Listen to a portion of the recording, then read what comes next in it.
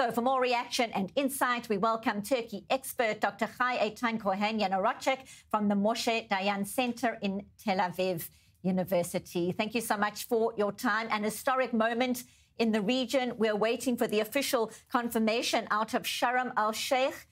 Many were surprised at the role Turkey was even playing at this 11th hour ahead of this momentous deal. What do you make of the impact Ankara has had on getting Hamas to come on board so far? Well, I would like to emphasize that this is the direct influence of what we have seen last week in the UN and in the White House.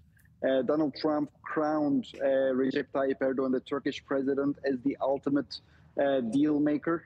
And thanks to Erdogan's consent, we do see that the Hamas terrorist organization had no further maneuverability. And also, in retrospect, we can also say that the Israeli bombing in Qatar also played in Trump's hands, right? We all have seen that the Israelis apologized to the Qataris, but at the end, the most important supporters of Hamas, Qatar and Turkey, these two countries, they put an end to Hamas's maneuverability. And as a result, we began to see that Erdogan, as a great friend, of Donald Trump, began to play a very important role. And he also sent his director of the intelligence, Ibrahim Kalin, to the talks. And I'm not surprised at all that the Turkish press is crowning Erdogan as the deal maker, as the peacemaker. And as you also highlighted, that Erdogan is also signaling that his country will play a more active role in the future, that he says that Ankara will monitor the implementation of this agreement, meaning that Ankara will try its best to function as the guarantor state of this agreement.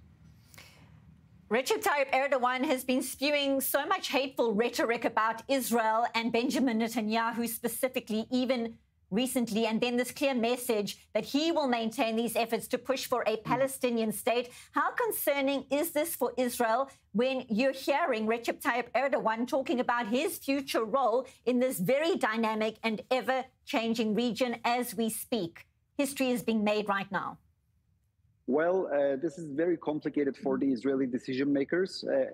At one hand, we see that the hostile stance of the Turkish president against the state of Israel. But on the other hand, we see that the same Erdogan is considered as a very important and reliable partner of the United States.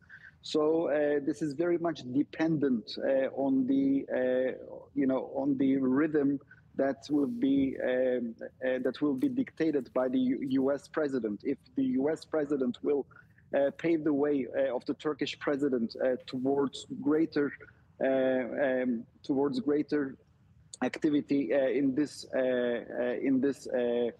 process, so obviously we may see further friction between Israel and Turkey, because at the end the Turks will try to play a much more an active role. And it seems to me that the Israeli decision makers would do everything possible to limit the Turkish penetration into Gaza and obviously in the entire region. So we'll see what will happen, but it will not be easy for Israel. In my opinion, we will see more and more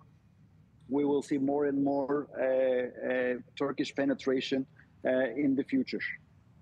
Donald Trump close to Turkey, Donald Trump close to Qatar. We watch and see how it all unfolds. Dr. Eytan Cohen Yanarocak, thank you as always, live from Tel Aviv.